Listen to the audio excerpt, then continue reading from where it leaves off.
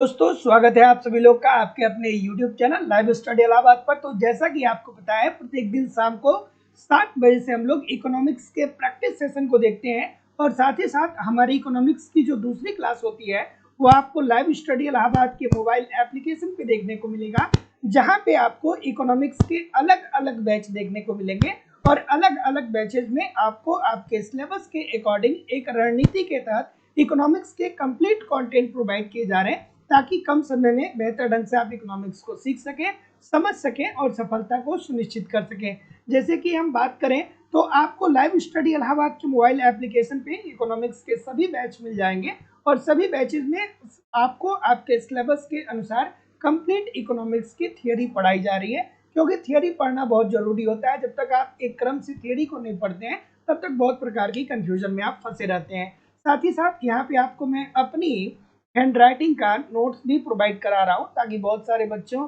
का ये कंप्लेन होता है कि सर हमारे पास नोट्स तो है लेकिन समझ में नहीं आता है क्या पढ़ें कैसे पढ़ें। तो आपको इसीलिए मैं सिंपल सटीक साधारण भाषा में खुद की हैंड राइटिंग का नोट्स दे रहा हूँ, ताकि आप एक तरफ थियरी पढ़ते रहिए, दूसरी तरफ नोट्स के माध्यम से रिवीजन करते रहिए। आपको यहाँ पे टेस्ट सीरीज भी दिया जा रहा है, टेस्ट सीरीज दीजिए, देखिए गलती कहाँ पे हो रही है, गलती क्यों हो रही है, उसमें सुधार करिए, फिर अगला टेस्ट दीजिए जिससे आपकी एक्यूरेसी बेहतर हो पाए। आपको यहाँ पे प्रीवियस ईयर के क्वेश्चन पेपर भी दिए जा रहे हैं और साथ ही साथ आपको यहाँ पे करंट की भी क्लासेस करवाई जा रही है। मतलब सब कुछ कवर कराना हमारी जिम्मेदारी है, बस आप ईमानदारी से इन सभी कंटेंट को एप्लीकेशन पे फॉलो करते रहिए, यूट्यूब पे प्रैक्टिस करते रहिए। मैं निश्चित तौर पे कह सकता हूँ कि बहुत कम समय में आप बेहतर ढंग से इकोनॉमिक्स को सीख सकते हैं, समझ सकते हैं और सफलता को सुनिश्चित कर सकते हैं। बात करें एडमिशन की तो लाइफ टाइम की वैलिडिटी के साथ एडमिशन फीस केवल और केवल 2000 रुपये है। तो जो लोग भी एडमिशन लेना चाहते हैं डिस्क्रिप्शन बॉक्स में जाइए, लाइव स्टडी इलाहाबाद के मोबाइल एप्लीकेशन का लिंक मिल जाएगा, एप्लीकेशन को डाउनलोड कर लीजिएगा और आप जिस भी एग्जाम की तैयारी कर रहे हैं उस एग्जाम का कोर्स वहाँ पे अवेलेबल होगा, उसको आप परचेज करके उसका स्क्रीनशॉट इस व्हाट्सएप नंबर पे मुझे आप जरूर सेंड कर दीजिए। आपको इकोनॉमिक्स के सभी बैच मिल जाएंगे, जैसे उत्तर प्रदेश में TGT, PGT, GIC lecturer, LT grade, Bihar में आपको टीआरई का बैच मिल जाएगा, बिहार में सेट और बीट का बैच मिल जाएगा, मध्य प्रदेश में वर्ग 1, मध्य प्रदेश में वर्ग 2, मध्य प्रदेश में वर्ग 3, मध्य प्रदेश में सेट, उत्तराखंड में लेक्चरर के लिए, उत्तराखंड में एलटी ग्रेड के लिए, यूजीसी नेट के लिए, छत्तीसगढ़ में सेट के लिए, झारखंड में टीजीटी, झारखंड में पीजीटी, डी ट्रिपल एस भी, अलग अलग राज्यों में असिस्टेंट प्रोफेसर, अलग अलग राज्यों में असिस्टेंट प्रोफेसर, एमबीएस, केबीएस और अन्य परीक्षाओं के भी बैच आपको मिल जाएंगे। तो जो लोग भी एडमिशन लेना चाहते हैं यथाशीघ्र आप एडमिशन लेकर के और अपनी तैयारी को कैरी ऑन कर सकते हैं। आपको एप्लीकेशन और यूट्यूब पे दोनों जगह आप मुझे फॉलो करते हैं तो मैं निश्चित तौर पे कह सकता हूँ कि बहुत कम समय में आप बेहतर ढंग से इकोनॉमिक्स को सीख पाएंगे, समझ पाएंगे और सफलता सुनिश्चित कर पाएंगे। चलिए अब हम लोग मूव करते हैं अपने सेशन की तरफ और आज के सेशन का पहला प्रश्न आपके सामने ये रहा कि आय प्रभाव के मामले में ऋणात्मक होता है। अब यहाँ पे आपको आय प्रभाव को समझना होगा कि आय प्रभाव का मतलब क्या होता है। तो अब जब आप आय प्रभाव को समझेंगे तो सबसे पहले तो आपको पता होना चाहिए गिफिन वस्तु, ठीक है। तो इस प्रश्न को अगर जो हम सॉल्व करें तो आय प्रभाव जो होता है वो गिफिन वस्तुओं के लिए आय प्रभाव गिफिन वस्तुओं के लिए कैसा देखने को मिलता है, ऋणात्मक देखने को मिलता है। अब आप कहेंगे सर इसका मतलब क्या हुआ, तो देखिए आसान भाषा में मैं आपको बता रहा हूँ, एक बार बताऊंगा पूरी जिंदगी भर आपको याद रहेगा। गिफिन वस्तु क्या होता है, तो गिफिन वस्तुएं ऐसी वस्तुएं होती हैं जहां पे बाजार का नियम लागू नहीं होता है। जैसे बाजार का नियम हमें क्या बताता है, बाजार का नियम हमें क्या बताता है, तो बाजार का नियम हमें ये बताता है कि जब आपकी आय में वृद्धि होगी ना, जब आपका आय बढ़ेगा तो आप वस्तुओं की मांग को भी बढ़ाएंगे, ये बाजार का नियम कहता है। पहली बात ये ठीक है और दूसरी बात ये भी ठीक होती है कि जब आपकी आय में कमी आती है तो आप वस्तुओं की मांग में कमी करते हैं, अगर जो हम बाजार के नियम की बात करें। लेकिन गिफिन वस्तुएं ऐसी निम्न श्रेणी की वस्तुएं होती हैं जहां पे ये बाजार का नियम लागू नहीं होता है। गिफिन वस्तुएं ऐसी निम्न श्रेणी की वस्तुएं होती हैं कि जब उपभोक्ता की आय में वृद्धि होती है तो उपभोक्ता इन वस्तुओं की मांग को बढ़ाता नहीं है, बल्कि इन वस्तुओं की मांग को वो कम कर लेता है। जैसे कि उदाहरण के तौर पे हम आपसे कह सकते हैं, उदाहरण के तौर पे कहा जाता है मिट्टी का तेल, जिसे किरोसिन ऑयल के नाम से भी जानते हैं, मिट्टी का तेल, या हम लोग बाजरे का उदाहरण देते हैं, बाजरा का उदाहरण देते हैं। तो आपको याद होगा बचपन में क्या होता था, बचपन में घर पे रसोई पकाने के लिए स्टोव का इस्तेमाल होता था। घर में उजाला करने के लिए किसका इस्तेमाल होता था? लैंप और लालटेन का इस्तेमाल होता था, और वहाँ पे मिट्टी का तेल लगता था। लेकिन जब लोगों की भारतीय अर्थव्यवस्था जैसे जैसे आगे बढ़ी और लोगों की आय में वृद्धि हो गई, तो लोग मिट्टी के तेल और बाजरा का उपभोग कम करने लगे, और इसके बजाय में लोग क्या करने लगे? रसोई गैस खरीद लिए। तो इसीलिए आय प्रभाव गिफिन वस्तुओं के लिए क्या होगा? ऋणात्मक होगा, क्योंकि जब गिफिन वस्तुएं ऐसी वस्तुएं होती हैं कि जब आपकी आय बढ़ती है तो आय बढ़ने के कारण आप वस्तुओं की मांग में कमी लाते हैं, तो इसलिए आय प्रभाव ऋणात्मक होगा गिफिन वस्तुओं के लिए। अगला प्रश्न ये रहा कि उपभोक्ता अधिशेष के बीच अंतर होता है। अब ये इजी सी बात है। उपभोक्ता अधिशेष की बात किसने किया था भाई? चलिए, तो उपभोक्ता अधिशेष की बात किसने किया था? तो वो किया गया था मार्शल के द्वारा। किसके द्वारा किया गया था? मार्शल के द्वारा। उपभोक्ता अधिशेष या उपभोक्ता अतिरेक का मतलब क्या होता है? तो मार्शल ने कहा कि उपभोक्ता अतिरेक या उपभोक्ता अधिशेष का मतलब ये होता है कि किसी वस्तु को खरीदने के लिए जो मूल्य आप देने को तैयार हैं और वास्तविक में जो मूल्य आप चुकाते हैं, उसी को ही उपभोक्ता का अधिशेष या उपभोक्ता का अतिरेक या उपभोक्ता का बचत कहा जाता है। जैसे हम आपसे ये कहें कि आपको एक एलजी का फ्रिज खरीदना है। आपको क्या करना है? एलजी का एक फ्रिज खरीदना है, और आप 40,000 रुपए लेकर के घर से जाते हैं कि हम एलजी का फ्रिज खरीदेंगे। लेकिन आप जब मार्केट में जाते हैं तो आपको पता चलता है कि आप तो 35,000 रुपए में ही वो वाला फ्रिज खरीद सकते हैं। इसका मतलब क्या हुआ कि आपकी जो बचत हुई वो कितने हजार रुपए की हो गई? 5,000 रुपए की हो गई।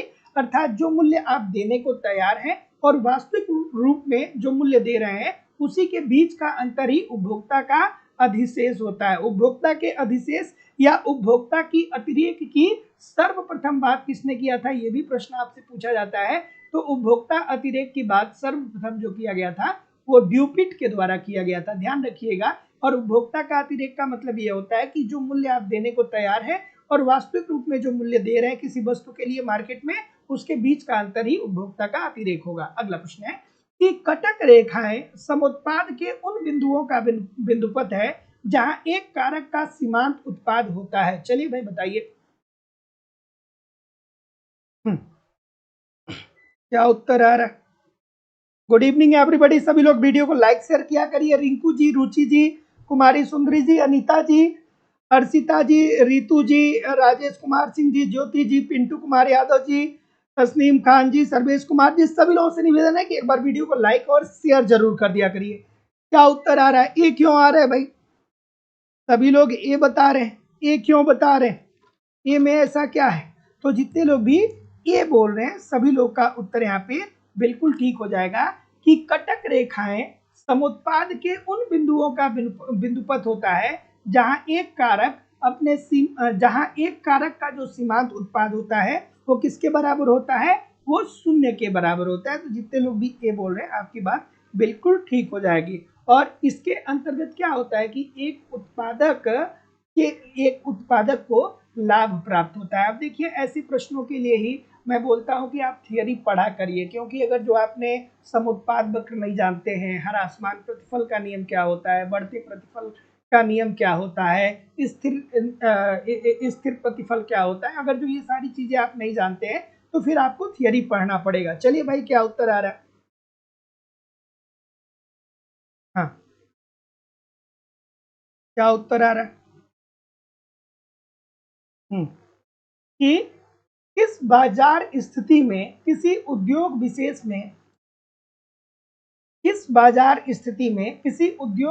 में प्रतिष्ठान अपने संयुक्त मुनाफे को अधिकतम करने और बाजार को साझा करने के प्रयोजन के एक साथ एक अकेली इकाई के रूप में जुड़ने का निर्णय लेती है। ये इजी सी बात है भाई, ये तो इजी सी बात है। तो जितने लोग भी सी बोल रहे हैं सभी लोग का उत्तर ठीक हो जाएगा, अल्पाधिकार। अब अगर जो आपने बाजार को पढ़ा होगा तो बाजार जानते होंगे। तो अल्पाधिकार क्या होता है? अल्पाधिकार बाजार की एक ऐसी अवस्था होती है जिसमें कुछ विक्रेता होते हैं, थोड़े विक्रेता होते हैं, 2 से ज्यादा विक्रेता होते हैं, 10 या 12 से कम विक्रेता होते हैं। और अल्पाधिकार के अंतर्गत ही क्या होता है? कार्टेल का निर्माण होता है। कार्टेल क्या होता है? कार्टेल अल्पाधिकार के अंतर्गत स्वतंत्र फर्मों का संगठन होता है, स्वतंत्र फर्मों का ये क्या होता है, संगठन होता है, और यही निर्धारित करता है कि वस्तु की कीमत क्या हो, हम सभी लोग अपने वस्तुओं की कीमत क्या बेचें, और ये कम से कम कीमत पर अपने प्रोडक्ट को बेचने का प्रयास करता है ताकि नई फर्म उद्योग में एंट्री न कर जाए। So option number C. अगला, अधिशेष, अधिशेषवतः या आभासी लगान है। चलिए भाई, अधिशेषवतः या आभासी लगान की अवधारणा किसने दिया था? तो आभासी लगान की अवधारणा किसने दिया था? चलिए पहले आप बताइए। आभासी लगान की अवधारणा किसने दिया था? तो मार्शल ने दिया था। क्या कहा था? जैसे रिकार्डो का प्रतिष्ठित सिद्धांत है, तो डेविड रिकार्डो ने कहा था कि भूमि की उर्वरा शक्ति अलग अलग होती है और जो भूमि जितना उर्वरक होगी उसी के अनुसार वो लगान प्राप्त करेगी। तो भूमि के उर्वरकता के आधार पर डेविड रिकार्डो ने बताया, लेकिन आभासी लगान की अवधारणा मार्शल ने दिया। ठीक है, आभासी लगान की अवधारणा किसने दिया था? मार्शल ने दिया था। और क्या कहा था? क्या उन्होंने कहा था? कहा था कि आभासी लगान अल्पकाल में मानव निर्मित मशीन, अब ये मशीनों की बात करते हैं, आभासी लगान अल्पकाल में मानव निर्मित मशीन एवं अन्य अन्य उपकरण से व्युत्पन्न आय है। अर्थात जो मनुष्य जब उत्पादन करता है तो जो मशीनरी का प्रयोग करता है या जो उपकरण का प्रयोग करता है उसके कारण लगान की प्राप्ति होती है। ये बात किसने कही थी? मार्शल ने कही थी। तो जितने लोग भी ऑप्शन नंबर डी कर रहे हैं, आपकी बात बिल्कुल सही है कि अल्पकाल में मानव निर्मित मशीनों एवं अन्य उपकरणों से व्युत्पन्न आए। अगला प्रश्न, तरलता चल निधि पास, तरलता वरीयता वक्र का वह अंश है जहां लोग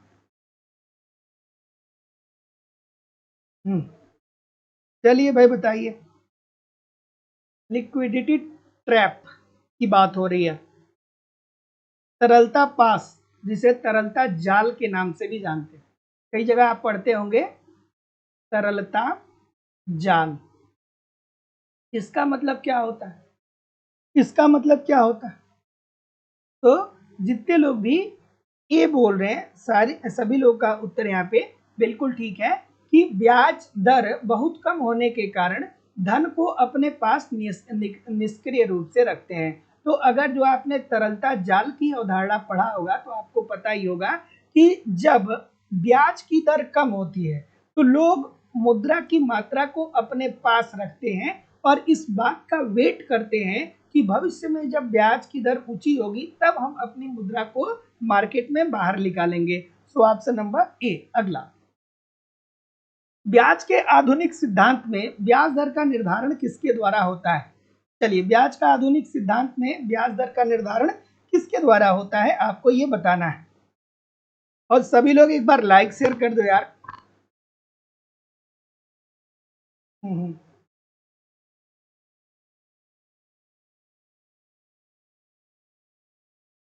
हम्म क्या बोल रहे हैं? तो ब्याज का आधुनिक सिद्धांत किसने दिया था? सभी लोग कमेंट करके बताइए। हम्म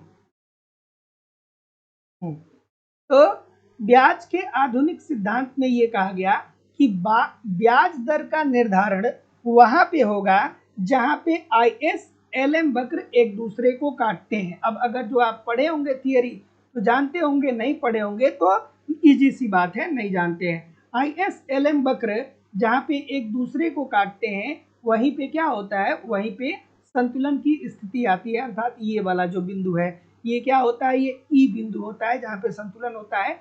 ये क्या होता है? ये एल एम वक्र होता है, एल एम वक्र। और ये क्या होता है? ये आई एस वक्र। एल एम वक्र का आकार कैसा होता है और आई एस वक्र का आकार कैसा होता है? सभी लोग कमेंट करके बताइए। So option number B, I S एवं एल एम वक्र के द्वारा। तो ब्याज के आधुनिक सिद्धांत में ब्याज दर का निर्धारण आई एस एल एम वक्र के द्वारा होता है। और यहाँ पे ये कहा गया कि ब्याज दर का निर्धारण आईएस और एलएम वक्र के कटान बिंदु पे होना चाहिए। तो ऑप्शन नंबर बी। अगला, हिक्स और हैंसन। ठीक है, किस अर्थशास्त्री ने मुनाफे को गतिशील अधिशेष के रूप में देखा? ये अच्छा सा प्रश्न है, कई बार पूछा गया है, कई बार पूछा गया है। आराम से बताइए क्या उत्तर आ रहा है।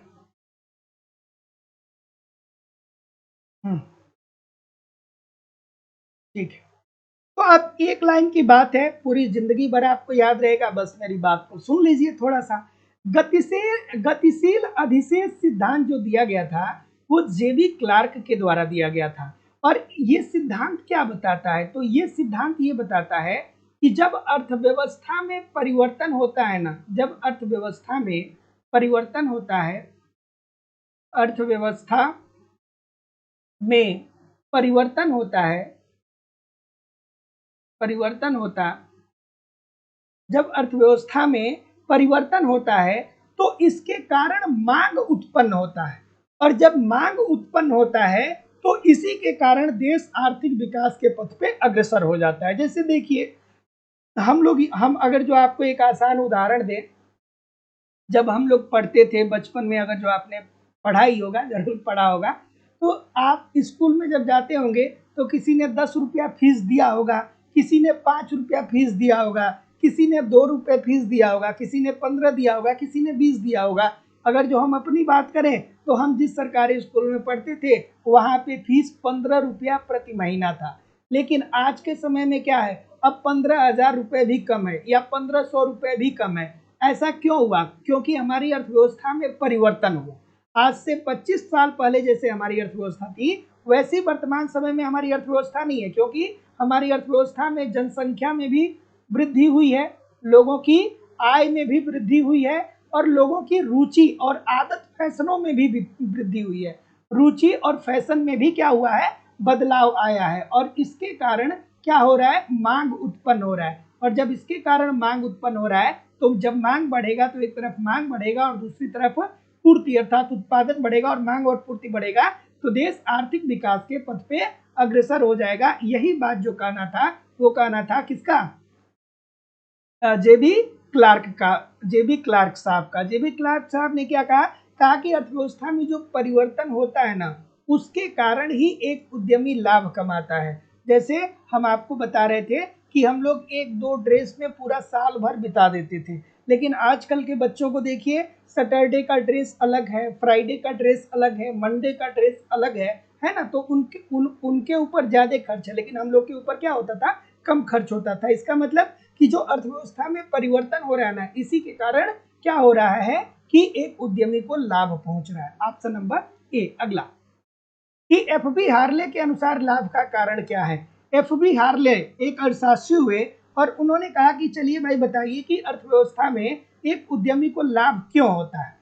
हार्ले साहब ने कहा, हार्ले साहब ने बताया कि एक उद्यमी को लाभ क्यों होता है। क्या आप ये बात जानते हैं, बताइए।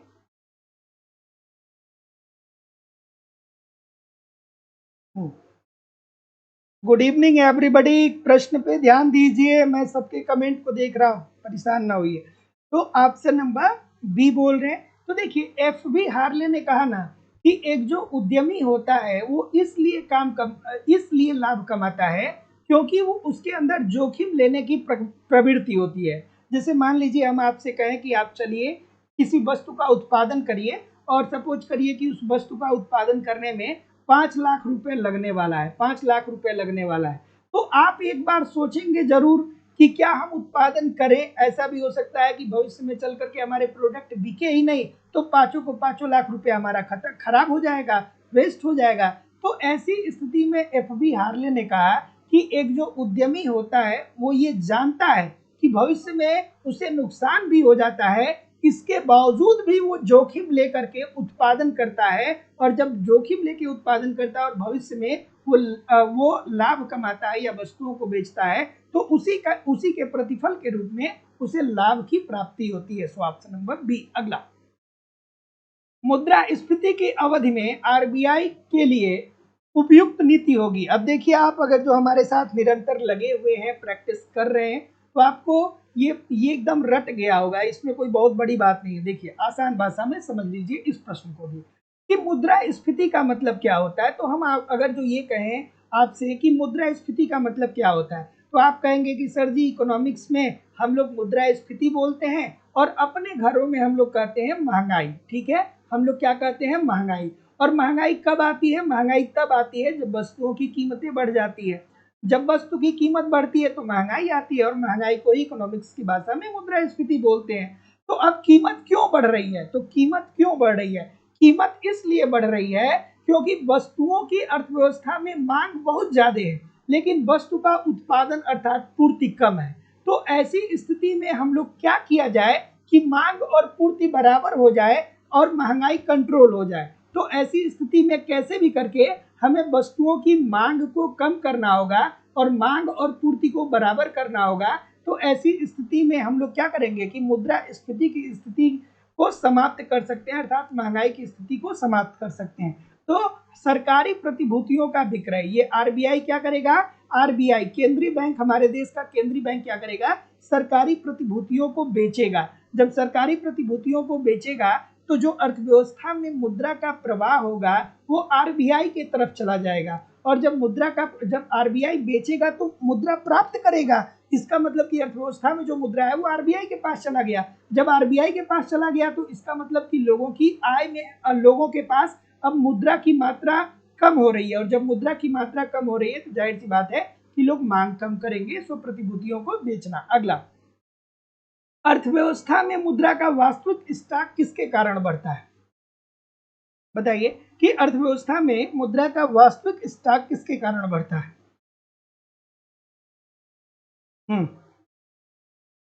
अब देखिए, एक बहुत खूबसूरत सा प्रश्न है, बहुत खूबसूरत सा प्रश्न है। चलिए बताइए, क्या उत्तर आ रहा है? तो ऑप्शन नंबर क्या बोल रहे हैं? डी बोल रहे हैं। तो जितने लोग भी डी बोल रहे हैं सभी लोग का उत्तर ठीक होगा, कीमतों में कमी। अब आप कहेंगे कि सर जी ऐसा कैसे होगा सर? तो देखिए, इजी सी बात है कि अगर जो अर्थव्यवस्था में मुद्रा की पूर्ति बढ़ेगी, अगर जो अर्थव्यवस्था में मुद्रा की पूर्ति बढ़ेगी तो जाहिर सी बात है कि वस्तुओं की कीमतों में क्या होगा? बहुत तेजी से वृद्धि देखने को मिलेगा। अब ध्यान से समझिएगा इसमें थोड़ा सा, अगर जो अर्थव्यवस्था में मुद्रा की पूर्ति में वृद्धि होगी तो उससे मुद्रा की वैल्यू क्या होगा? कम होगा। मुद्रा की वैल्यू क्या होगा? मुद्रा के मूल्य में कमी आएगी। मुद्रा मूल्य में कमी आएगी, और जब मुद्रा के मूल्य में कमी आएगी तो जाहिर सी बात है कि वस्तुओं की कीमतों में क्या आ जाएगी? वृद्धि होगी कि कमी होगी? एक सेकेंड। अर्थव्यवस्था में मुद्रा का वास्तविक स्टॉक किसके कारण बढ़ता है? ठीक है, एक सेकेंड। अर्थव्यवस्था में मुद्रा का वास्तविक स्टॉक किसके कारण बढ़ता है? तो जाहिर सी बात है भैया, वही तो मैं बता रहा था कि अगर जो अर्थव्यवस्था में मुद्रा की पूर्ति बढ़ेगी तो मुद्रा की पूर्ति बढ़ने के कारण अर्थव्यवस्था में मुद्रा की जो कीमत होगी उस कीमत में क्या आ जाएगी? कमी आ जाएगी, क्योंकि मुद्रा जब बड़ी मात्रा में हो जाएगी, जैसे हम आपसे बार बार कहते हैं कि देखिए भैया, जो जिम्बाब्वे की अर्थव्यवस्था है वहां पे क्या है? वहां पे मुद्रा की पूर्ति इतनी बढ़ा दी गई है, मुद्रा की पूर्ति इतनी बढ़ा दी गई है कि लोग एक बंडल नोट लेकर के जाते हैं और एक बंडल सामान लेकर के आते हैं। ऐसा क्यों होता है? क्योंकि जब मुद्रा की मात्रा बहुत ज्यादा हो जाएगी आपकी अर्थव्यवस्था में तो सबके पास हो जाएगा, जब सबके पास हो जाएगा तो मुद्रा की कीमत में कमी आ जाएगी। Option number D. अगला, कि व्यापार चक्र के हिक्स सिद्धांत में उतार या मंदी तब आरंभ होता है जब? लाइक शेयर आप लोग नहीं करते हो, शॉर्ट्स भी देखते हो, जो एक एक क्वेश्चन में डालता हूं उसको जरूर देखिएगा, क्योंकि जो मैं आपको कम्युनिटी बॉक्स में क्वेश्चन देता हूं उसको भी ठीक तरीके से देखते रहिएगा, क्योंकि वो सारे प्रश्न ऐसे हैं जो बार बार अलग अलग परीक्षाओं में पूछे गए हैं। और थोड़ा सा उसको भी लाइक शेयर कर दिया करिए आप लोग, जो शॉर्ट वीडियो चल रहा है आजकल, और जो आपको कम्युनिटी बॉक्स में क्वेश्चन मिलते हैं उसको भी सेंड किया करिए यार। आप नहीं करोगे तो कौन करेगा? क्या उत्तर आ रहा है? हिक्स का व्यापार चक्र किस पे आधारित है? तो हिक्स का जो व्यापार चक्र है वो गुणक और त्वरक की अंतःक्रिया पे आधारित है।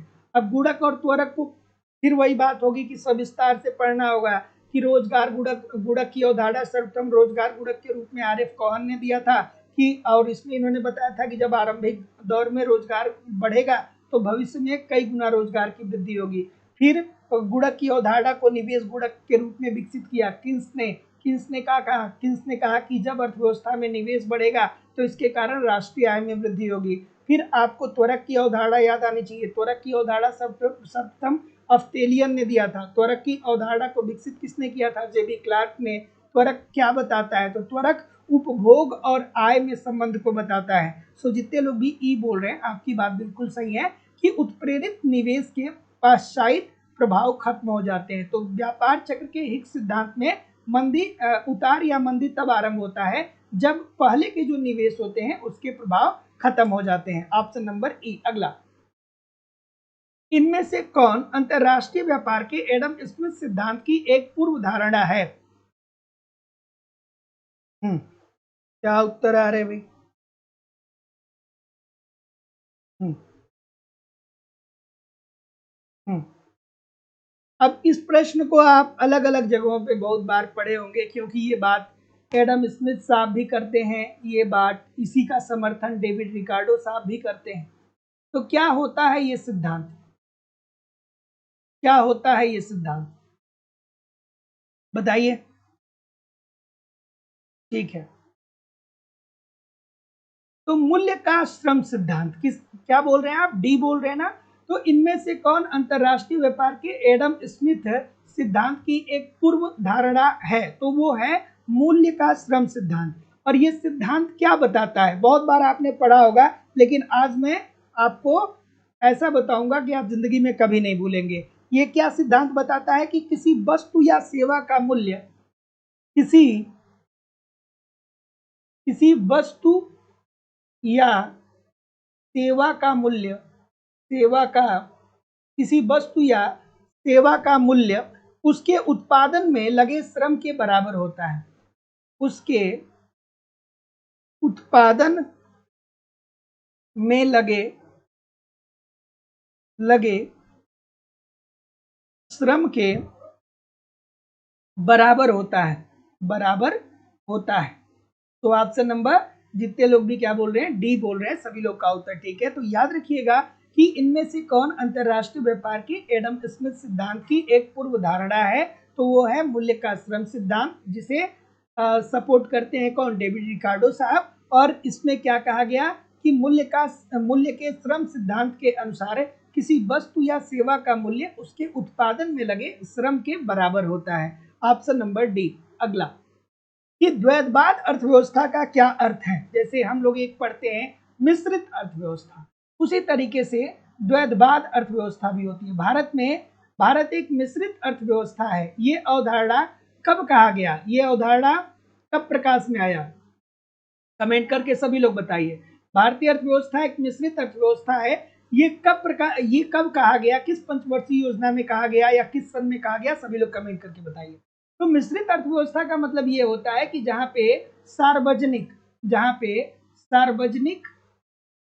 क्षेत्र, जहां पे सार्वजनिक क्षेत्र भी काम करे और प्लस क्या हो, निजी क्षेत्र भी काम करे, निजी क्षेत्र भी काम करे। जैसे सार्वजनिक क्षेत्र की बात करें तो डाक है, तो डाक तो भैया सरकार अपने हाथ में रखी है ना, तो ये क्या हो गया? सार्वजनिक क्षेत्र हो गया।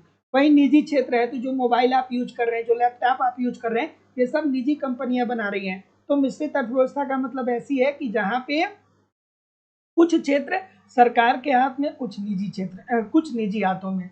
उसी तरीके से द्वैतवाद अर्थव्यवस्था का मतलब होता है कि एक ऐसी अर्थव्यवस्था जहां पे पारंपरिक क्षेत्र के साथ साथ आधुनिक औद्योगिक क्षेत्र को भी बढ़ावा दिया जाता है। जैसे हमारा पारंपरिक क्षेत्र क्या है? तो हम लोग खादी वस्त्र उद्योग हमारा पारंपरिक क्षेत्र है। तो आप देखते हैं ना कि हम समय समय पे सरकार भी बड़ी जोर देती है कि हमारा ये जो पारंपरिक क्षेत्र है इसका विकास हो, और उसके साथ साथ हम लोग नए नए आधुनिक उपकरण के साथ भी देश में उद्योगों की स्थापना कर रहे हैं और उत्पादन कर रहे हैं। तो द्वैतवाद अर्थव्यवस्था का मतलब होता है पारंपरिक क्षेत्र के साथ आधुनिक औद्योगिक क्षेत्र। अगला प्रश्न है कि आर्थिक वृद्धि का अर्थ है अधिक उत्पादन और आर्थिक विकास का अर्थ है अधिक उत्पादन और उन तकनीकी एवं संस्थागत व्यवस्थाओं में परिवर्तन जिनके द्वारा ये उत्पादन होता है। ये स्टेटमेंट किस अर्थशास्त्री के द्वारा दिया गया है?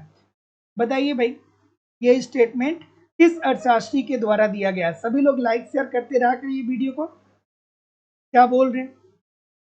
ऑप्शन नंबर, तो हाँ, तो जितने लोग भी क्या बोल रहे हैं, जितने लोग भी सीपी किंडल वर्गर बोल रहे हैं, सभी लोग का उत्तर यहाँ पे बिल्कुल सही है। जितने लोग भी सीपी किंडल वर्गर बोल रहे हैं सभी लोग का उत्तर ठीक है। तो ये एक स्टेटमेंट है, एक परिभाषा है, आपको ऐसे ही याद रखना होगा। जब आर्थिक वृद्धि होती है तो इसका मतलब होता है कि अधिक उत्पादन हो रहा है, ठीक है। और आर्थिक आर्थिक वृद्धि कहाँ पे, आर्थिक वृद्धि आर्थिक समृद्धि कहाँ पे, विकसित देशों में देखने को मिलता है, ठीक है। क्योंकि यहाँ पे आधारभूत संरचना ऑलरेडी बेहतर हो चुका होता है। लेकिन आर्थिक विकास विकासशील देशों में देखने को मिलता है और यहाँ पे अधिक उत्पादन भी होता है तथा तकनीकी एवं संस्थागत परिवर्तन भी देखने को मिलता है। ये बात जो कही गई थी वो सीपी किंडल वर्गर के द्वारा कही गई थी। Option number D. अगला प्रश्न है कि भौतिक जीवन गुणवत्ता सूचकांक की अवधारणा किसने विकसित किया। ये तो बच्चों वाली बात हो गई ना, भौतिक जीवन गुणवत्ता सूचकांक अर्थात PQLI की बात हो रही है। PQLI की बात हो रही है। इसका विकास किसने किया था, तो इसका जो विकास किया गया था वो मॉरिस डी मॉरिस के द्वारा किया गया था, मॉरिस डी मॉरिस के द्वारा किया गया था। और ये सूचकांक 3 आयामों पे आधारित है।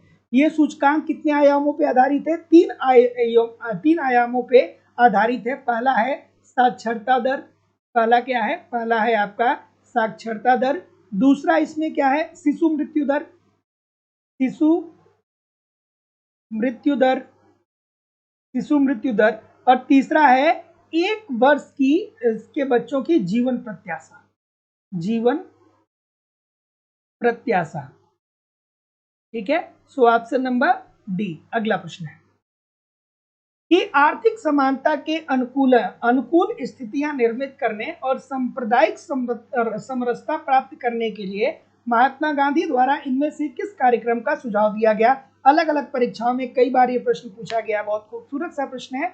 और दोस्तों आप लोगों की इकोनॉमिक्स की जो दूसरी क्लास है वो लाइव स्टडी इलाहाबाद के मोबाइल एप्लीकेशन पे होती है, जहाँ पे आपको इकोनॉमिक्स के अलग अलग बैच देखने को मिलेंगे।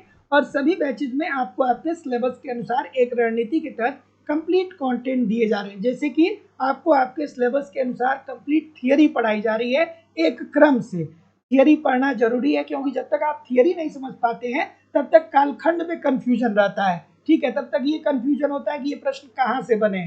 तो एक क्रम से थियरी पढ़िए, एक आपको नोट्स भी दिया जा रहा है, नोट्स के माध्यम से रिवीजन करिए। हमारी खुद की हैंड राइटिंग का नोट्स है, आपको टेस्ट सीरीज भी दिया जा रहा है, आपको प्रीवियस ईयर के क्वेश्चन पेपर और करंट सारी चीजें आपको प्रोवाइड की जा रही है। बस आप ईमानदारी से इन सभी कंटेंट को एप्लीकेशन पे फॉलो करते रहिए, यूट्यूब पे प्रैक्टिस करते रहिए। बहुत ही कम समय में आप बेहतर ढंग से इकोनॉमिक्स को सीख सकते हैं, समझ सकते हैं और सफलता सुनिश्चित कर सकते हैं। एडमिशन के लिए डिस्क्रिप्शन बॉक्स में जाइए, लाइव स्टडी इलाहाबाद के मोबाइल एप्लीकेशन का लिंक मिल जाएगा। एप्लीकेशन को डाउनलोड कर लीजिएगा और जिस भी एग्जाम की आप तैयारी करते हैं उसका कोर्स वहाँ पे अवेलेबल होगा। कोर्स को आप डायरेक्ट परचेज कर सकते हैं और अगर जो आप डायरेक्ट कोर्स परचेज कर लेते हैं तो फिर उसका स्क्रीनशॉट आप मुझे इस नंबर पे जरूर सेंड कर दें ताकि आपको बैच में ऐड कर दिया जाएगा। किसी भी इंक्वायरी के लिए आप मुझे इस नंबर पे कॉल या व्हाट्सएप मैसेज भी कर सकते हैं।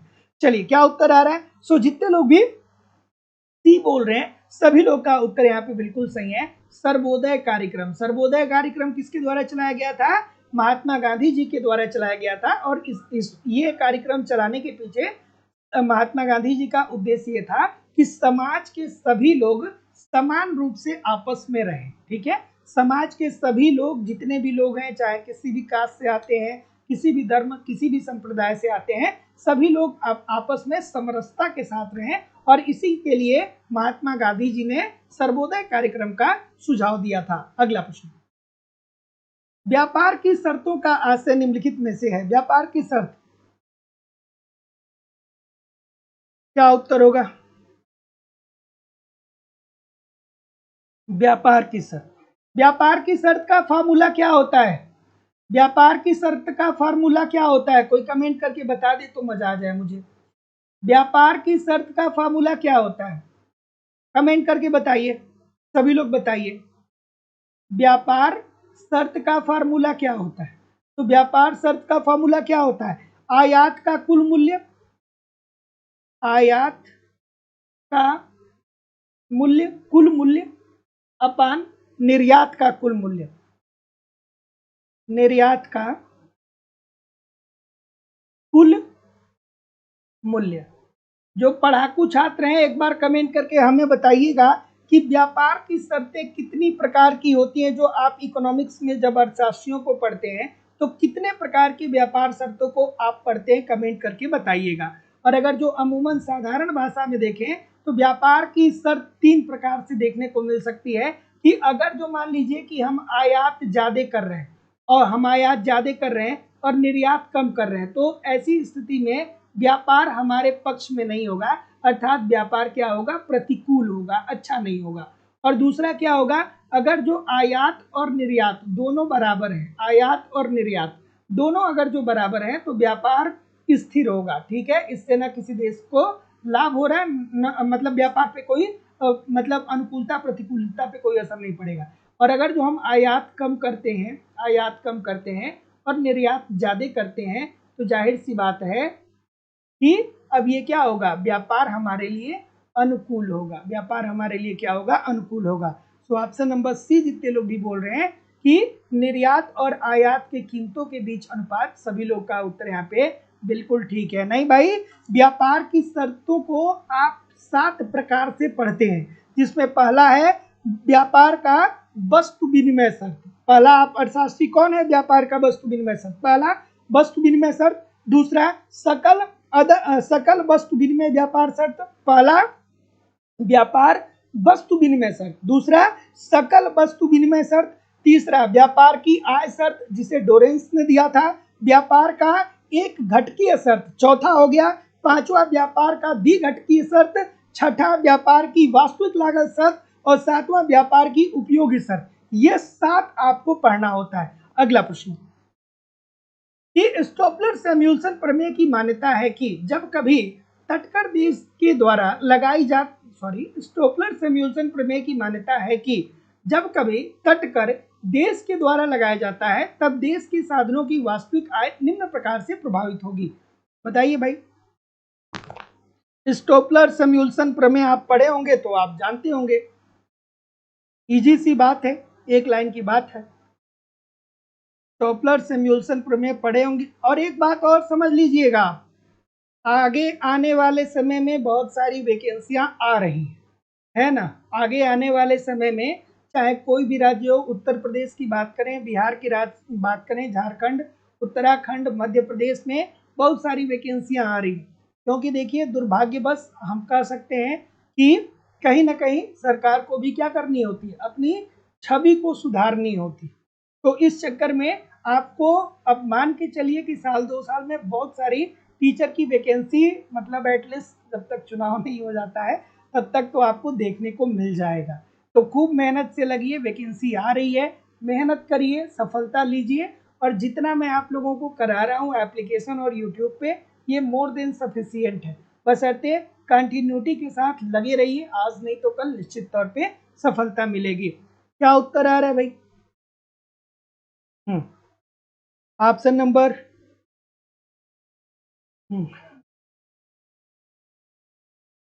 ठीक है। कोई कह रहा है कि ए की डी, हाँ गलत। देखिए ऑप्शन नंबर डी इसका उत्तर होगा, है ना। स्टोपलर-सैमुअल्सन प्रमेय को आप पढ़ेंगे तो स्टोपलर-सैमुअल्सन प्रमेय में ये कहा गया कि जब कोई देश तटकर लगाता है ना, तो जब तटकर लग जाएगा तो जाहिर सी बात है कि अब वस्तुएं महंगा हो जाएंगी। तो जब महंगी हो जाएंगी तो ऐसी स्थिति में जो दुर्लभ साधन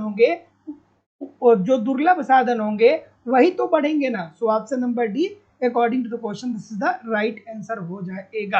अगला प्रश्न, कि निम्न में से किस माध्यम से व्यापारी मुद्रा उच्चावचन ह्रास की जोखिम को कम करते हैं? लगे रहिए, मेहनत करते रहिए, आपके अलावा आपकी जिंदगी को और कोई नहीं बदल सकता है ना। लगे रहिए, मेहनत करते रहिए, आपके अलावा आपकी जिंदगी को कोई बदल नहीं सकता है।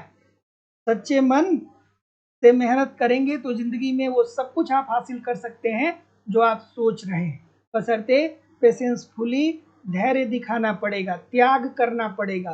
त्याग किस चीज का करना पड़ेगा? आलस का त्याग करना पड़ेगा, रील्स कम देखना होगा, स्टेटस कम लगाना होगा, स्टेटस कम देखना होगा, है ना, सोना कम होगा, मोबाइल कम देखना होगा। क्या करना, क्या होगा, पढ़ना ज्यादा होगा। करिए, निश्चित तौर पर सफलता मिलेगी। और देखिए जो लोग भी आज तक सफल हुए हैं ना, उन सबकी अपनी अपनी स्ट्रगल की एक स्टोरी है, और आपके भी स्ट्रगल की एक स्टोरी होगी, तभी आप सफल हो पाएंगे। तो लगे रहिए, सफलता इतनी आसान भी नहीं है, लेकिन जो मेहनत करेगा वो निश्चित तौर पे सफल हो जाएगा। क्या उत्तर आ रहा है भाई? ऑप्शन नंबर, जोखिम बोल रहे हैं, हैजिंग बोल रहे हैं, ठीक है। तो निम्नलिखित में से किस माध्यम से व्यापारी मुद्रा उच्चावचनों ह्रास की जोखिम को कम करते हैं? तो इसे बोला जाता है हैजिंग। हैजिंग क्या होता है? तो हैजिंग का तात्पर्य ये होता है कि जोखिम को कम करना, जोखिम को कम करना। So option number B. अगला, यह धारणा कि आर्थिक समृद्धि का लाभ जनसंख्या के सभी वर्गों को पहुंचेगा, ये क्या कहलाता है? क्या उत्तर होगा भाई?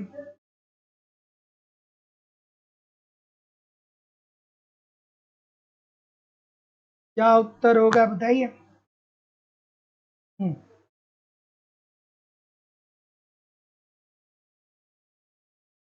ऑप्शन नंबर,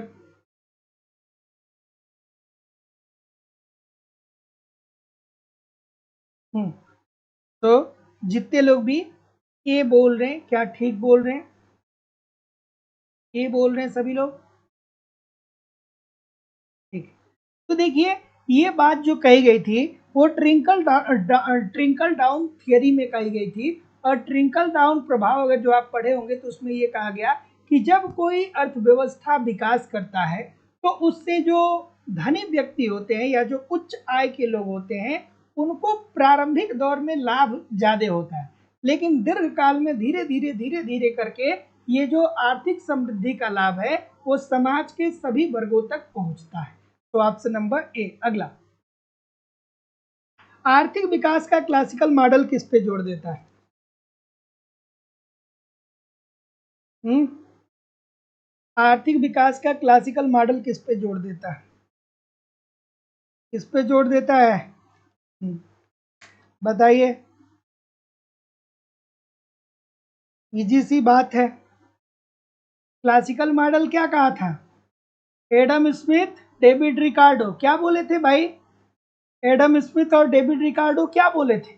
कहे थे ना कि भैया एक देश दूसरे देश से आसानी से व्यापार करेगा, इस पे सरकार की कोई हस्तक्षेप नहीं होगा, अर्थात सरकार ना ही कोई कोटा लगाएगी ना ही सरकार कोई प्रशुल्क लगाएगी, और हमें विकास करने के लिए क्या करना चाहिए? पूंजी का संचय करना चाहिए, अर्थात अहस्तक्षेप नीति, व्यापार पर सरकार का कोई हस्तक्षेप ना हो, और हमें पूंजी का संचय करना चाहिए ताकि भविष्य में चल करके हम अपने निवेश को बढ़ा सकें। तो ऑप्शन नंबर सी, ए और बी दोनों। अगला, सरल क्लासिकी मॉडल में जो कि लोचपूर्ण मुद्रा मजदूरी की मान्यता पे आधारित है, पूर्ण रोजगार आय स्तर के समग्र पूर्ति वक्र होता है। अच्छा सा प्रश्न है, थोड़ा बताइए तो। अच्छा प्रश्न है, थोड़ा मेहनत से बताइए इस प्रश्न को, दिमाग लगा करके। हम्म क्या उत्तर होगा भाई? देखिए, जिंदगी में जो अपने हाथ में है आप वही कर सकते हैं, है ना। आपके हाथ में है, आप मेहनत करिए। समय का क्या है, बचपन से लेके आज तक 25 30 35 40 साल के हो गए, समय तो बीते गया ना। समय कितना जल्दी बीतता है, बीतता है कि नहीं बीतता है? तो यार 6 महीने साल भर अगर जो ठीक से लग जाएंगे, मेहनत कर लेंगे, पूरी जिंदगी बन जाएगी, तो क्या बुरा है। लगे रहिए, जा करके उनसे पूछिए जो लोग 12 12 घंटे तक क्या कर रहे हैं, कल कारखानों में मजदूरी कर रहे हैं, और 100 से 200 300 400 रुपए उनमें मजदूरी मिल रहा है, उसमें भी क्या कर रहे हैं कि वो सरवाइव नहीं कर पा रहे। तो आपके पास अपॉर्चुनिटी है, इस अपॉर्चुनिटी का फायदा उठाइए।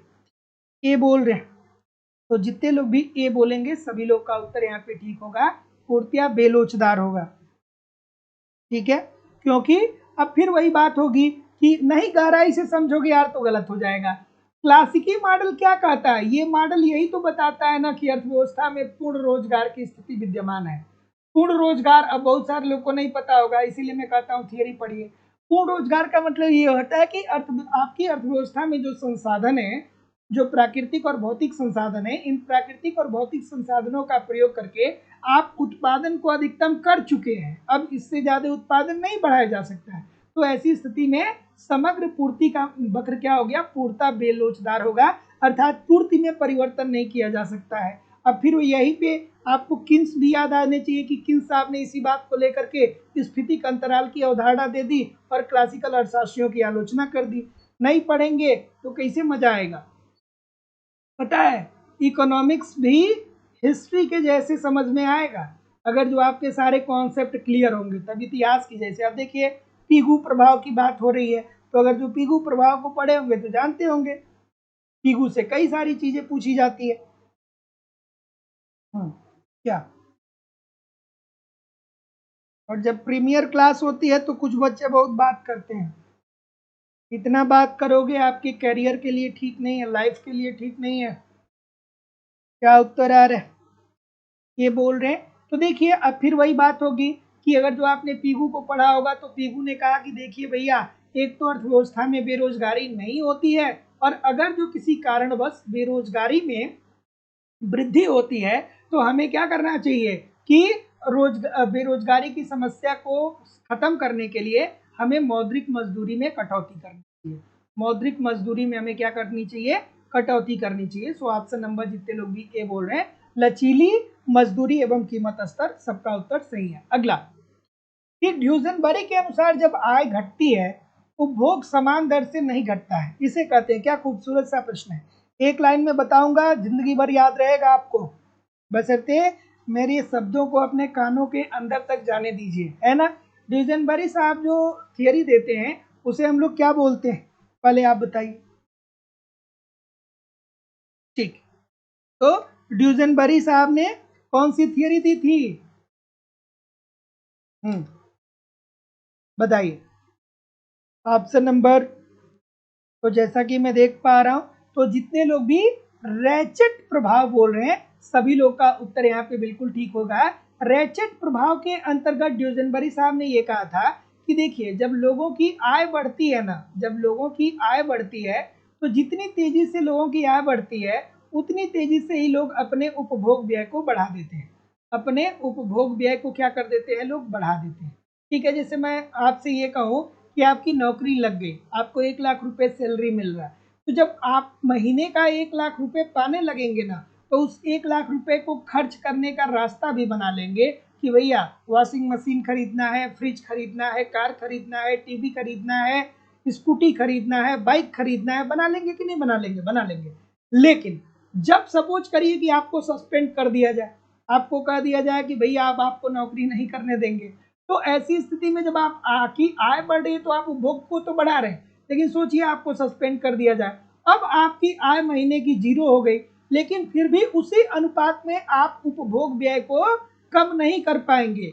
उसी अनुपात में उपभोग व्यय को आप कम नहीं कर पाएंगे। क्यों नहीं कम कर पाएंगे, क्योंकि अब तो आपको लग्जरी वस्तुओं की आदत पड़ गई है।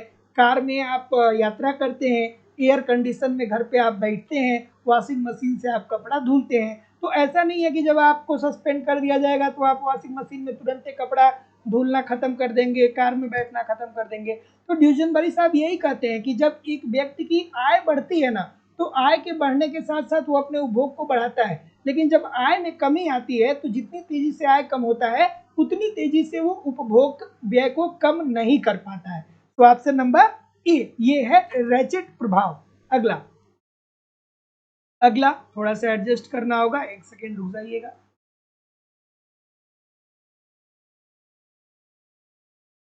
ठीक, इस प्रश्न का उत्तर करिए। और लाइक शेयर आप लोग नहीं कर रहे हो यार, लाइक शेयर करते रहा करिए। क्या उत्तर आ रहा है भाई, ज्योति चौरसिया जी, बृष्टि जी, नफीस जी, तस्नीम खान जी, कमल बिहारी जी, प्रियम जी, पिंटू यादव जी, ज्योति जी, रंजीत कुमार जी, लाल बहादुर जी, सिब्बू जी, अनीस पंडित जी। चलिए क्या उत्तर आ रहा है बताइए भाई। अच्छा सा प्रश्न है, खूबसूरत सा प्रश्न है। अब देखिए इसको पढ़िए कि जब राष्ट्रीय आय बढ़ेगी, जब राष्ट्रीय आय बढ़ेगी तो आर्थिक कल्याण में वृद्धि होगा, इजी सी बात है। क्योंकि जब राष्ट्रीय आय बढ़ेगा तो इसका सीधा सीधा मतलब क्या है, राष्ट्रीय आय बढ़ रहा है, इसका सीधा सीधी मतलब है कि देश में रह रहे लोगों की इनकम अर्थात आय में वृद्धि हो रही है।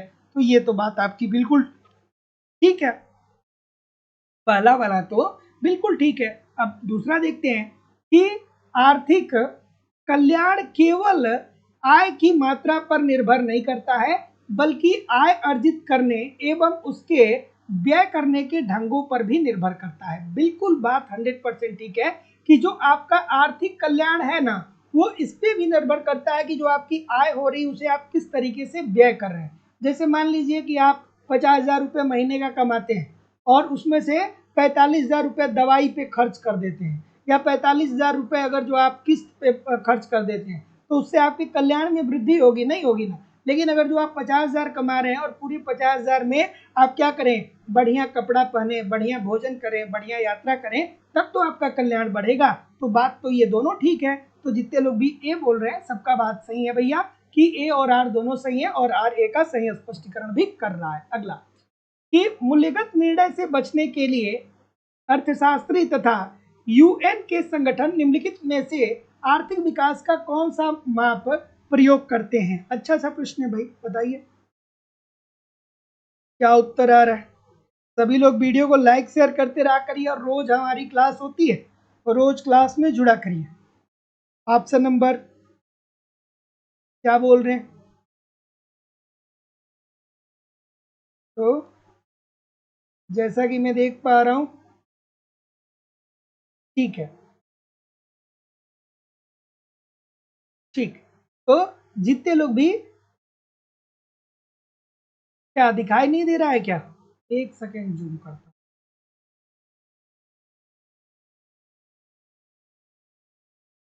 अब क्लियर है,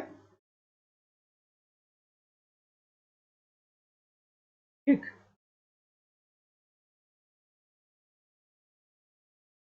चलिए बताइए, तो सी बोल रहे हैं, तो जितने लोग भी सी बोल रहे हैं सभी लोग का उत्तर यहाँ पे बिल्कुल ठीक है। तो मूल्यगत निर्णय से बचने के लिए संयुक्त राष्ट्र संगठन आर्थिक विकास की माप के लिए क्या यूज करता है, जीडीपी पर कैपिटा इनकम अर्थात प्रति व्यक्ति सकल राष्ट्रीय उत्पाद को करता है, ठीक है। इसके माप को करता है। तो मूल्य निर्णय से बचने के लिए अर्थशास्त्री तथा यूएन के संगठन निम्नलिखित में से आर्थिक विकास के कौन से माप का प्रयोग करते हैं। तो इन लोगों को ये देखना होता है कि कोई देश आर्थिक विकास कर रहा है कि नहीं कर रहा है, तो उसकी जीडीपी पर कैपिटा को वो देखते हैं अर्थात प्रति व्यक्ति सकल राष्ट्रीय उत्पाद को वो देखते हैं। अगला, आय में वृद्धि और परिणाम स्वरूप विनियोग वृद्धि के बीच के संबंध में संख्यात्मक मूल्य को क्या कहा जाता है। खूबसूरत सा प्रश्न है, मजेदार सा प्रश्न है, देखिए है कि नहीं है मजेदार। क्या उत्तर होगा भाई, भाई जितने नाम बदल करके पढ़ने आ रहे हैं, आपको क्या पता, मुझे नहीं पता है कि आप कौन हो। आप एक शब्द लिखोगे तो मैं बता दूंगा कि आप कौन हो, क्योंकि हमारा और आपका संबंध बहुत पुराना है।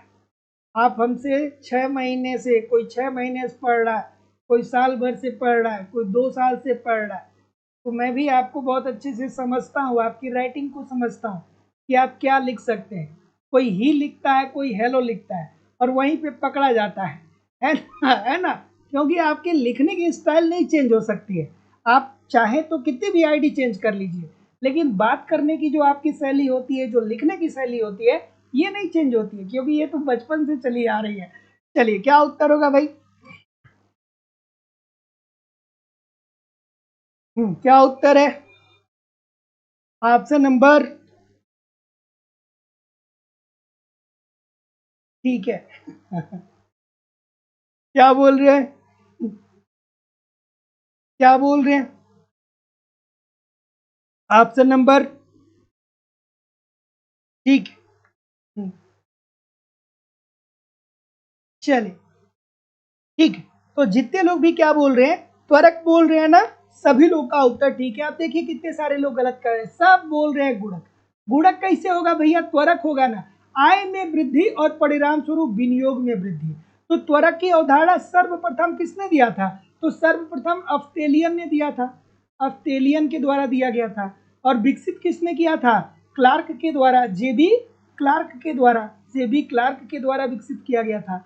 ये क्या बताता है त्वरक? त्वरक यही तो बताता है ना कि आपकी आय, ठीक है, आपकी आय और विनियोग में क्या संबंध है, या आपकी आय और उपभोग में क्या संबंध है। आय और उपभोग में, अर्थात आय और विनियोग में ही तो संबंध को बताता है ना। तो जितने लोग भी डी बोल रहे हैं सभी लोग का उत्तर यहाँ पे बिल्कुल सही हो जाएगा। अगला, सब गलत किए, इसको सही किया नहीं, कोई भी सही नहीं किया। चलिए इसको सही कर दीजिए, इसको सही कर दीजिए सभी लोग, इसको सही कर दीजिए भाई, अच्छे से आराम से पढ़िए फिर सही करिए, गलत नहीं होना चाहिए। जो गलत करेगा उसको क्या मिलेगा? इस क्वेश्चन में 0 है। क्या उत्तर आ रहा है? तो जैसा कि मैं देख पा रहा हूँ,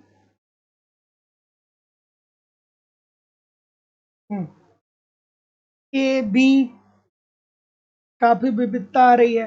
तो अब आपको यहाँ पे देखिए, जॉन रॉबिन्सन का अगर जो आपने स्वर्णिम युग पढ़ा होगा तो आप जानते होंगे, नहीं पढ़े होंगे तो नहीं जानते होंगे।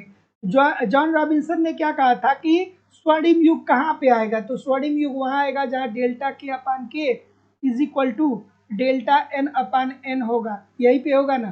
सभी लोग कमेंट करके बताइए कि डेल्टा के अपान के क्या बताता है और डेल्टा एन अपान एन क्या बताता है ना। तो जॉन रॉबिन्सन के पूंजी संचय के सिद्धांत में स्वर्ण युग की विशेषताएं निम्नलिखित में से कौन सी है? ए दिया गया है कि तकनीकी प्रगति तटस्थ है।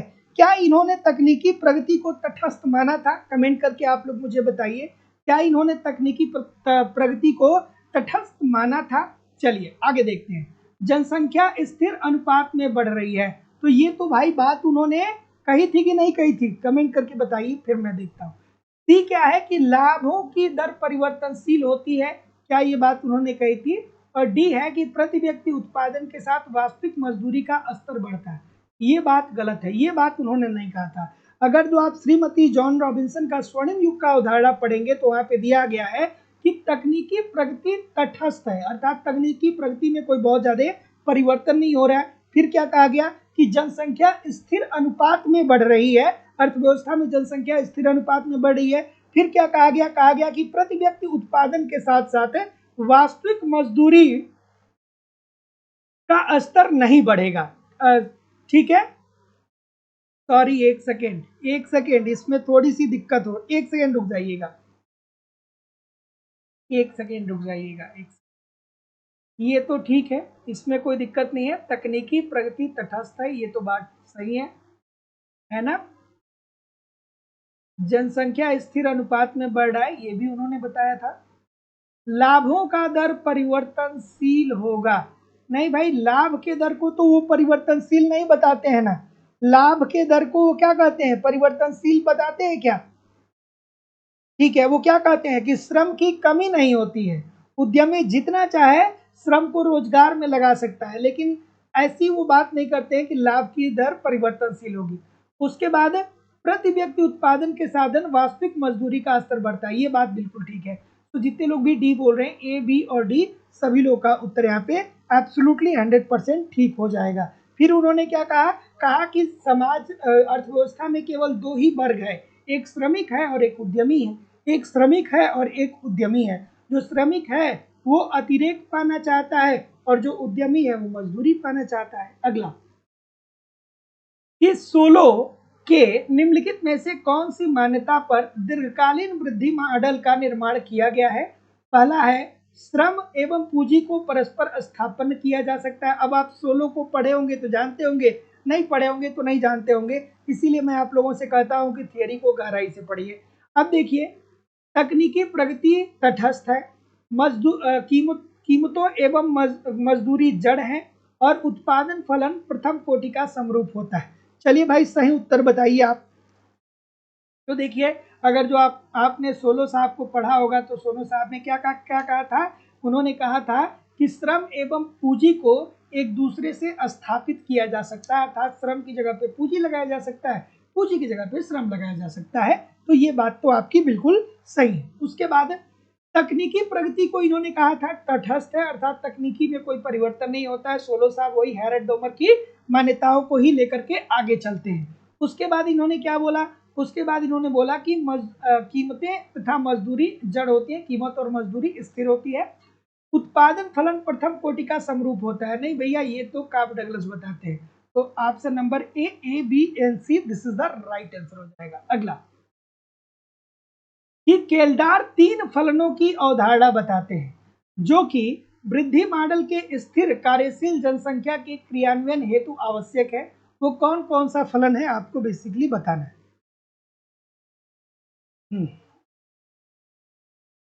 ऑप्शन नंबर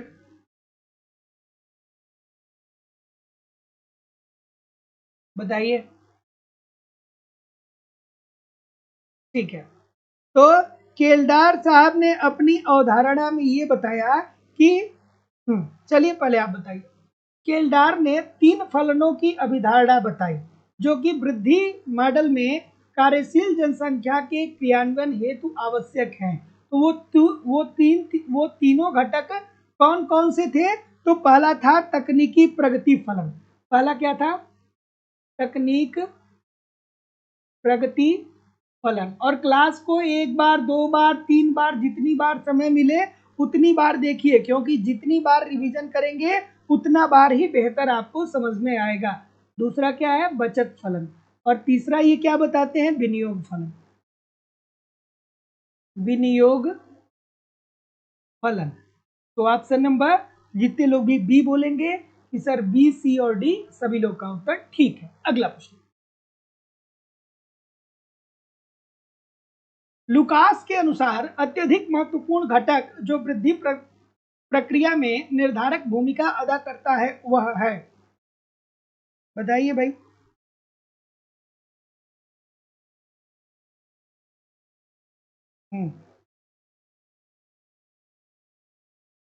क्या उत्तर आ रहा है? जो लोग भी एप्लीकेशन से कोर्स परचेज कर रहे हैं आप उसका स्क्रीनशॉट जरूर मुझे जो मेरा नंबर आ रहा है उस पर सेंड कर दीजिएगा, ताकि आपको बैच में ऐड करा दिया जाएगा। बताइए लुकास साहब का आ गया भाई। लुकास साहब क्या कहते हैं? तो ऑप्शन नंबर, तो देखिए लुकास एक बहुत ही खूबसूरत अर्थशास्त्री हुए और इनका क्या कहना था? इनका क्या कहना था? तो इनका ये कहना था कि आप लोगों को शिक्षा दीजिए। जब आप लोग लोगों को, जब आप अपने देश के लोगों को शिक्षा देंगे तो ऐसी स्थिति में मानव पूंजी का विकास होगा।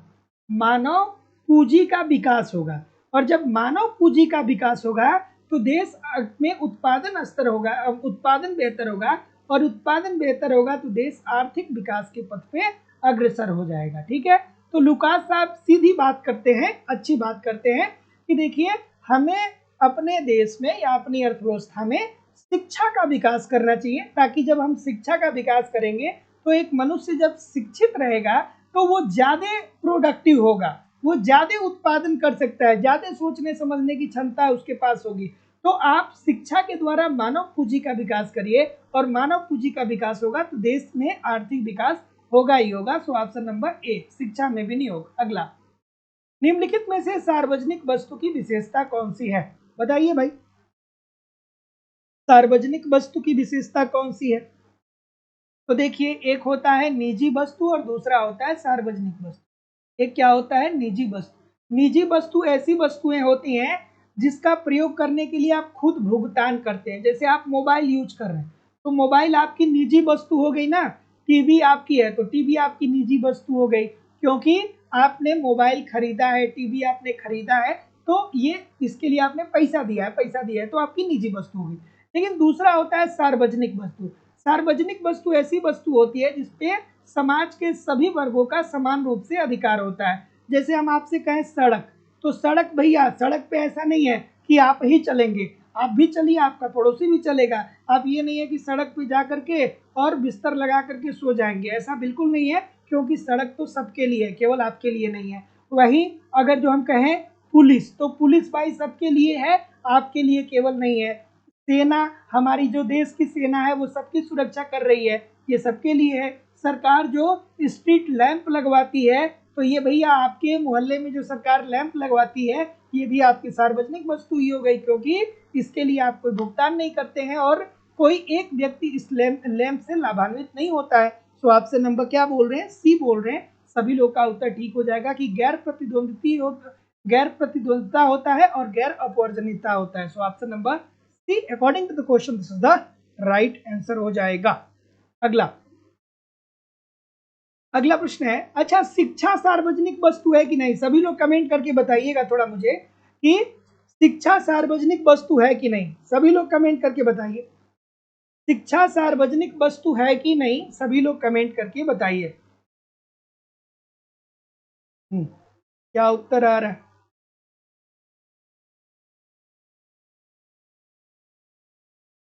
क्या उत्तर आ रहा है?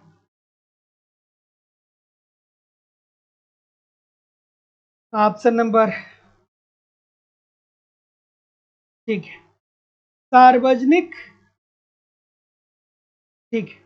तो सार्वजनिक यातायात क्या होगा? सार्वजनिक यातायात ये होता है आपका मेरिट वस्तु। क्यों? क्योंकि देखिए शिक्षा हो गया, यातायात हो गया, इसे उपलब्ध कराने की जिम्मेदारी सरकार की होती है, इसीलिए इसे हम लोग मेरिट वस्तुएं कहते हैं। हवा, हवा क्या है भाई? हवा क्या है? तो हवा सार्वजनिक वस्तु है। हवा क्या है? सार्वजनिक वस्तु है, सबके लिए है। हवा ऐसा थोड़ी है कि आप ले रहे हैं और दूसरा वाला जो आपके पास बैठा है वो हवा नहीं ले रहा। हवा तो सभी के लिए, हवा तो सभी को लाभान्वित कर रहा है। भोजन हो गया, तो भोजन मान लीजिए कि भोजन आप कर रहे हैं तो उस पर पैसा खर्च करते हैं, सब्जी खरीदते हैं, ठीक है, तेल खरीदते हैं, मसाले खरीदते हैं, तो ये आपकी निजी वस्तु हो गई। सिनेमा हॉल में आप टिकट लेते हैं तो ये आपकी क्लब वस्तु हो गई। तो आई होप कि सभी लोग ठीक कर रहे हैं, सभी लोग ठीक सुमेलित कर रहे हैं। 2 1 4 3। अगला, निम्न बजट घाटों में जीडीपी के प्रतिशत के रूप में घटते हुए क्रम में व्यवस्थित करिए। अच्छा सा प्रश्न है भाई कि निम्न बजटीय, भारत में अलग अलग प्रकार के बजटीय घाटे होते हैं, जैसे राजस्व घाटा, राजकोषीय घाटा, प्राथमिक घाटा, ये सब आप पढ़ते ही हैं। तो सबसे ज्यादा कहाँ पे घाटा देखने को मिल रहा है, उससे कम कहाँ देखने को मिल रहा है, उससे और कम कहाँ देखने को मिल रहा है, यही आपको बताना है।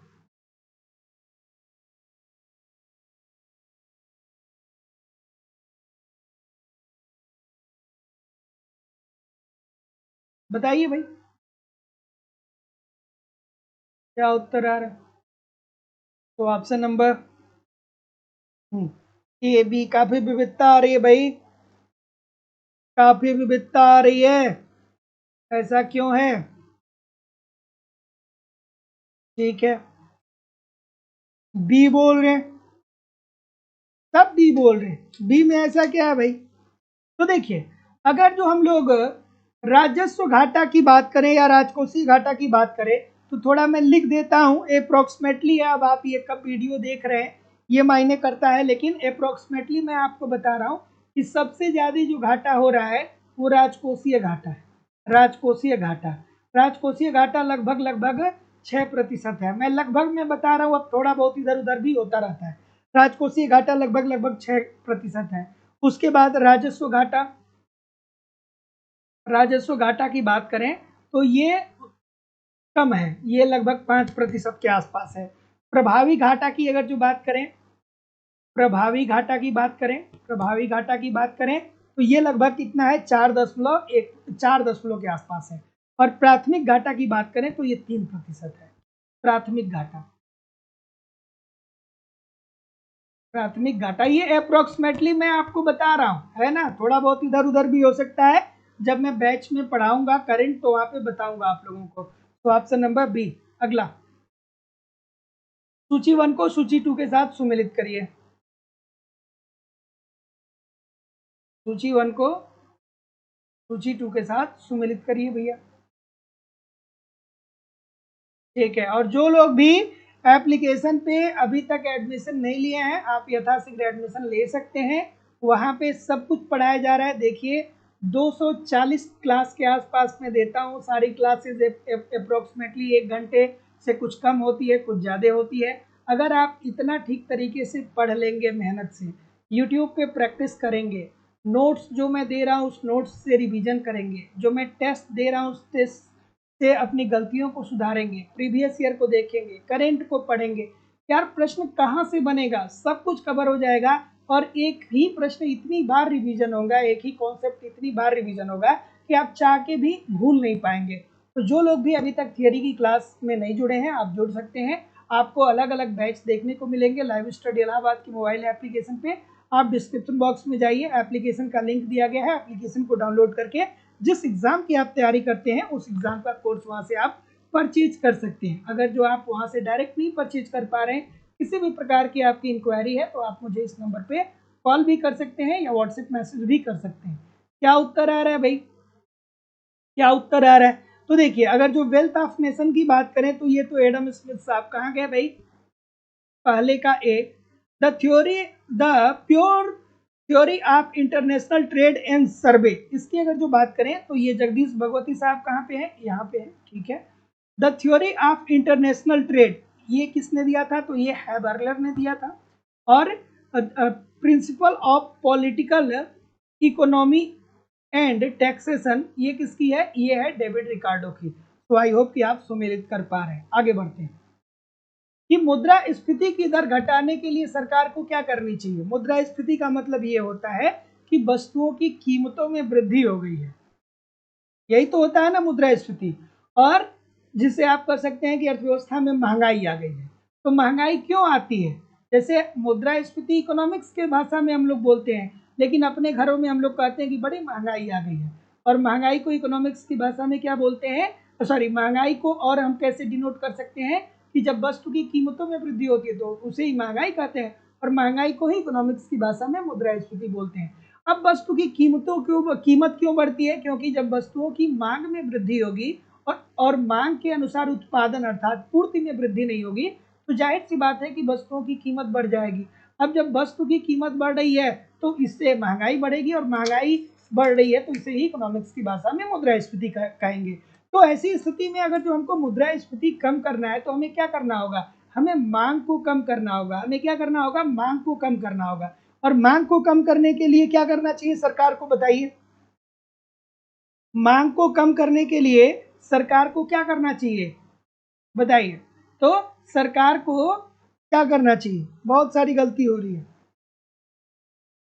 क्या उत्तर आ रहा है भाई? तो जितने लोग भी सी बोल रहे हैं सभी लोग का उत्तर ठीक है कि सर आयकर बढ़ा दीजिए, अर्थात लोगों से ज्यादा टैक्स लीजिए। तो अब जब लोग कर ज्यादा देंगे तो जाहिर सी बात है कि उनके पास मुद्रा कम होगा, और जब मुद्रा उनके पास कम होगा तो वो वस्तुओं की मांग को कम करेंगे, और जब मांग कम होगा और मांग के अनुसार पूर्ति हो जाएगा तो इजी सी बात है, मुद्रास्फीति की समस्या खत्म हो जाएगी। Option number C. अगला, अधिकतम सामाजिक लाभ का सिद्धांत किसने दिया, अधिकतम सामाजिक लाभ का सिद्धांत, ठीक है। सीमांत त्याग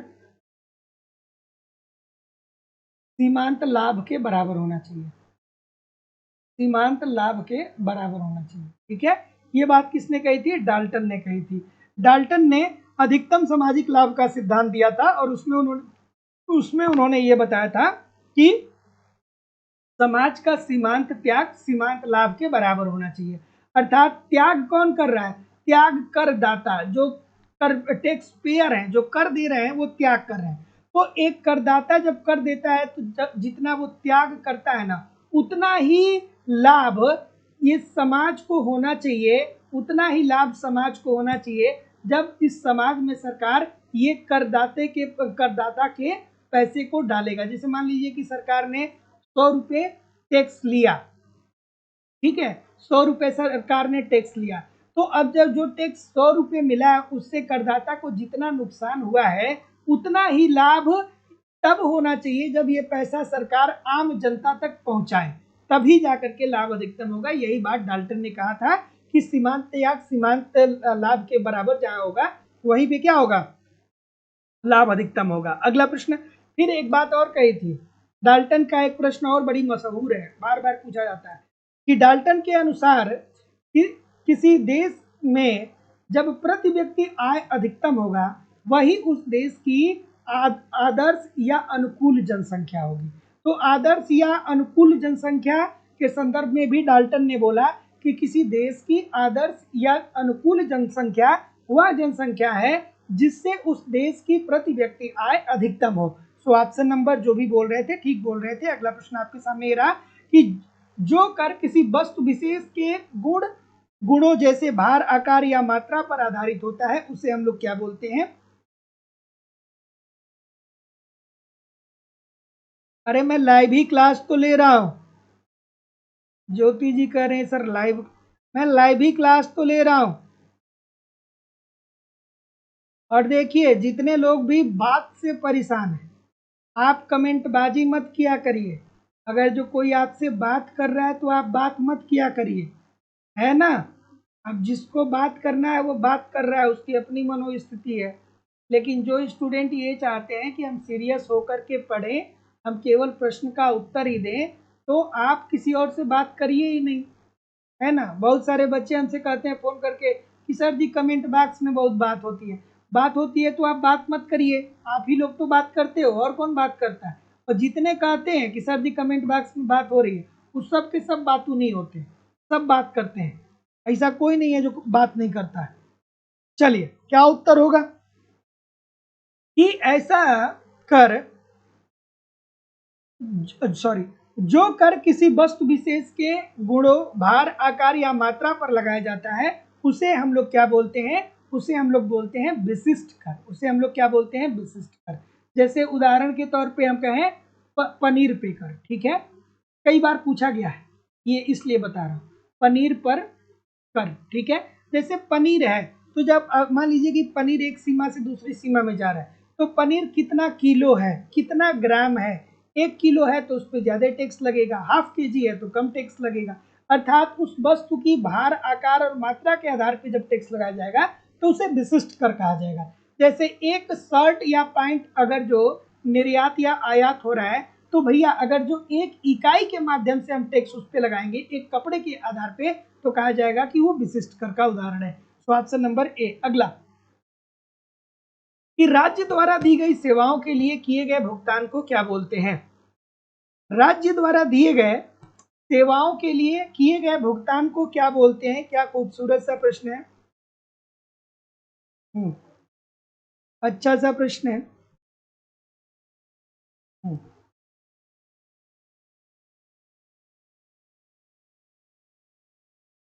और देखिए किसी को भी पूर्णतया मैं बात करने से रोक भी नहीं सकता हूं, क्योंकि बहुत सारे बच्चे ऐसे भी हैं जो ग्रामीण इलाके से बिलोंग करते हैं या जिनके पास बहुत ऐसी सुविधा नहीं है कि सारी सूचनाएं पहुंच जाती हैं। तो यार आप लोग भी इतने दिन से जुड़ते हो, हल्का फुल्का बात चलता है, लेकिन अब ये नहीं कि आप कंटिन्यूअसली बात करने लगे कि क्या बना है, क्या खाया है, कहाँ गए थे, कैसे आए। इस प्रकार की बातें नहीं होनी चाहिए। कल एक कह रहा है कि हम अपने मामा के घर गए हैं, 30-35 साल के हो गए, बेरोजगारी का आलम है, मामा घरे घूम रहे हैं। चलिए क्या उत्तर आ रहा है? सो ऑप्शन नंबर, जितने लोग भी सी बोल रहे हैं सबका उत्तर ठीक है, फीस। ठीक है, आप सरकारी स्कूल में पढ़े हैं, सरकारी स्कूल में लगभग बहुत लोग पढ़े होंगे। सरकारी स्कूल में आप पढ़े हैं ना, तो जब आप सरकारी स्कूल में पढ़ते थे तो आपके जो गुरुजी थे वो क्या कहते थे कि फीस जमा कर दो, नहीं तो क्लास से क्या कर देंगे, बाहर कर देंगे। तो सरकारी स्कूल किसका है? ये राज्य सरकार का ही तो न है। तो राज्य सरकार एजुकेशन देती है और उसके एवज में सरकार क्या करती है? आपसे फीस वसूल करती है, वाजिब फीस लेती है। So option number C. अगला, आयात शुल्क पर कराघात किसके ऊपर होगा? आयात शुल्क का कराघात किसके ऊपर होगा? क्या उत्तर होगा भाई? आयात शुल्क। जैसे मान लीजिए कि चीन है, जैसे मान लीजिए चीन है, तो चीन अगर जो कोई वस्तु 10 रुपए को भारत 10 रुपए में भारत को बेच रहा है, चीन 10 रुपए में निर्यात कर रहा है भारत को, और इस पे जब ये भारत की सीमा के अंदर ये वस्तु आती है तो भारत सरकार 5 रुपया इस पे प्रशुल्क लगा देता है, अर्थात कर लगा देता है, टैक्स लगा देता है। तो ऐसी स्थिति में कर का भार किसको वहन करना पड़ेगा? तो अब ये वस्तु जब इंडियन मार्केट में आएगी तो ये 15 रुपए में बेचेगी।